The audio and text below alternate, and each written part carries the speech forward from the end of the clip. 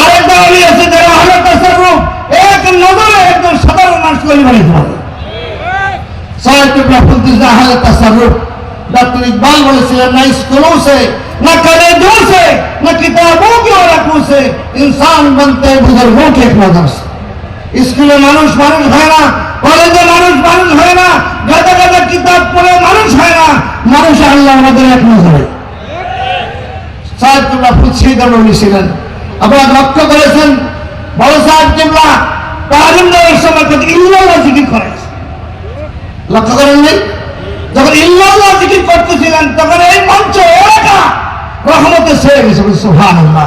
কারণ ইল্লাল্লাহ জিকির সেই মাকাম থেকে করা হয় মানুষ ফানা বাটা বাটাউল বাটা আব্দিয়াতুল মাকাহে সাবিকুন সাবিকুন উলাইকাল মুকাররামুন মুকাররামিন দরজা পর্যন্ত আল্লাহকে তার কুদরতি নূর দেখতে থাকে তখন ইল্লাল্লাহ মুখা। আজকে ইল্লাল্লাহ নিয়ে প্রশ্ন তুলতেছে ওই মুমিনা যারা তরিকত তাও জানে না। সাহেব কিবলা ফুলতুলিতে ইল্লাল্লাহ নাকি বেদাত হয়েছে এটা বুঝতে হবে। সেই মাকামে আপনি আরাম করলে বুঝবেন যে কোন মাকামের কি জিকির, কোন কি শান। সাহেব কিবলা ছিলেন আপসীর এক মর্দ মুজাহিদ, মহাসচিব সাক্ষী, জামিয়াতুল মাদারিস ছিলেন। একটি প্রোগ্রামে শাইখুল আব্দুল হক সাহেব ছিলেন, সরদার ফজলুল করিম সাহেব ছিলেন এবং খতিব ওবায়দুল হক সাহেব ছিলেন। আর অনেক ওলামায়ে কেরাম ছিলেন। আমি মিলাদ পড়াইছি, মিলাদ পড়ানোর পরে ওবায়দুল হক সাহেব আমার উস্তাদ ওবায়দুল হক সাহেব তিনি কিয়াম করেন। কিয়াম ফরজ নয়, ওয়াজিব নয়, মুস্তাহাব, কিন্তু তাজিম রাসূল হিসাবে উনি বসাতে দাঁড়ালেন না। সরদার হুজুর দাঁড়ালেন, শাইখুল হাদিস সাহেব দাঁড়ালেন, উনি দাঁড়ালেন না। এই মাত্র বসে আমার সময় দাঁড়িয়ে গেলেন সাহেব কিবলা দাঁড়িয়ে এমন ভাষায় প্রতিবাদ করলেন ওবায়দুল হক ওই কিতাব পড়ে একের পর এক কিতাবের ইবারত বলা শুরু করছে। আমার মনে আছে হাদিস 7টা 32টা কিতাবের ইবারত দিয়ে বলছেন তাজিম রাসূল মুহাম্মদের জন্য ফরজ। সেদিন দেখেছি সাহেব কিবলা কিরকম মুহাদ্দিস। আলহামদুলিল্লাহ। সাহেব কিবলা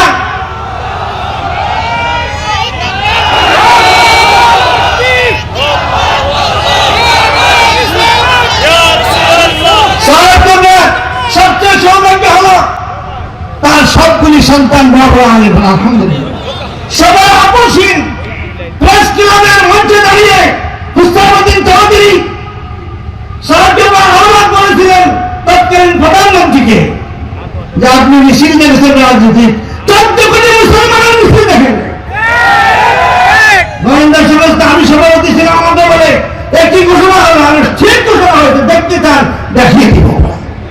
এটা আপসহীন ঘোষণা সেদিন প্রেস ক্লাবে দিয়েছিলেন।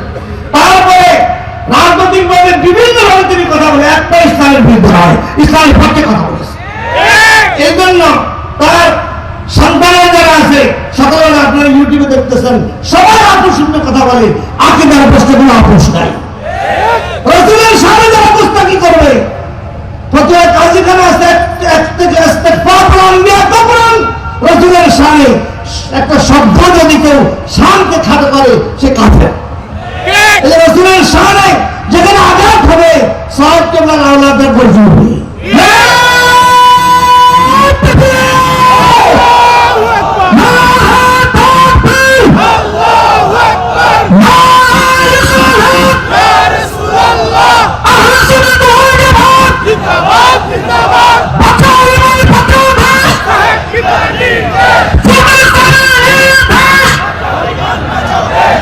সম্মানিত উপস্থিতি, ইসলামী শিক্ষা নিয়ে যখন তোলপাড় চলছে, মানুষকে বানানো বলা হচ্ছে না, সেই সময় কিন্তু সাহেব কিবলা আমাদের তালামিজ স্থাপনে দেখেন।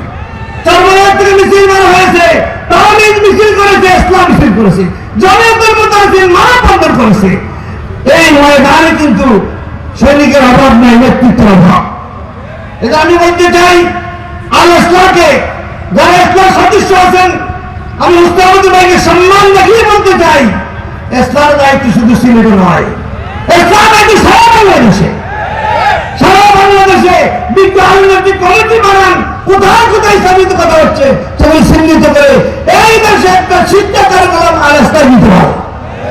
এই জন্য প্রয়োজন শহীদের মতো ডক্টর মুসলিম সাহেব মহাজন সবাইকে একত্রিত করে একটা শিক্ষা কার্যক্রম তৈরি করতে হবে।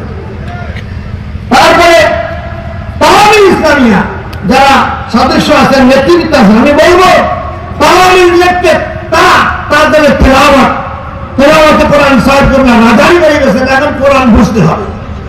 তারপরে লাম একটা আছে, লামের লিয়াকত অর্জন করতে হবে। আলের পরে উল্ফত আখলাক প্রতিষ্ঠা করতে হবে। মিন মানে আল্লাহর মহব্বত, রাসূলের মহব্বত কালবে ধারণ করে এই জাতিকে মহব্বতের ব্যাটারিতে নিয়ে আসতে হবে। ইয়া মানে ইয়াকিন, আর জাল মানে জাত, নিজের সত্তাকে এমন ভাবে প্রস্ফুটিত করতে হবে সাহেব কেবলা যেই জায়গায় গেছে সেখানে আলো জ্বলে নাই, সেইভাবে তৈরি হতে হবে। আমি খুব সংক্ষেপে বলতেছি যে আজকে তাহমিল ইসলামিয়া, আজকের ইসলাম সেটা আমাদের খেদমত করে যাচ্ছেন। এই খেদমতকে ধরে রাখার জন্য আপনাদেরকে জান মাল দিয়ে ময়দানে থাকতে হবে, কি হবে না?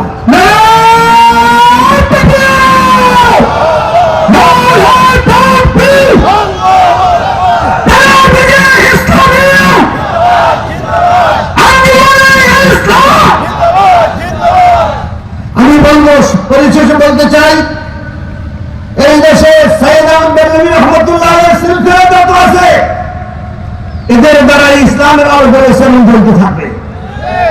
আজকে কারামাতের জানপুরি রহমতুল্লাহ আলাইহি, তারপরে আবু বকর ফুরফুরি রহমতুল্লাহ আলাইহি এবং আরো যারা আছে জানজামালি রহমতুল্লাহ সিলসিলা, সবাইকে একত্রিত করার চেষ্টা করতে হবে এবং এই দেশে ইসলাম কায়েম করতে হলে এই সিলসিলা আলেমদের ঐক্যবদ্ধ হতে হবে।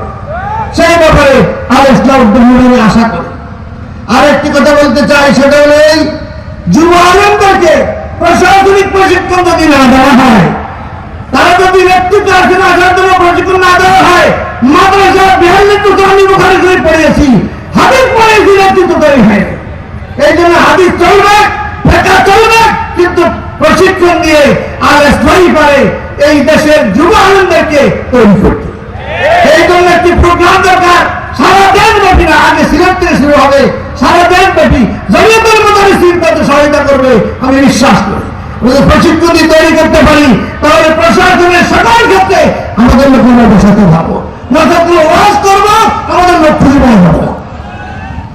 সর্বশেষ যে কথাটি বলবো, আমরা এই ময়দানে ওয়াজ করার জন্য সাহেবকে এত উঁচু মানের কুতুব ছিলেন, যারা নিঃশ্বাস দেখে লেগেছে, সেখানে কি সোনা পড়িয়েছে, সেখানেই রহমত তাদের হয়েছে। আমার একটা বিখ্যাত গজল আছে, তার একটা লাইন বলে বিশ্বাস করে দিই খুব সংক্ষেপে, আমার সাথে পড়েন। ফুলতলির হাওয়া যারো লেগেছে দিলে, ফুলতলির হাওয়া যারো লেগেছে দিলে, কলব তাহাল্লাহ উঠেছে বলে। ফুলতলির হাওয়া যারো লেগেছে দিলে, কলব তাহাল্লাহ উঠেছে বলে। সেই কলবে দেখে আর দেখলাম কান, সাহেব কেবলা তুমি হাদিয়ে জামান। আসসালাম।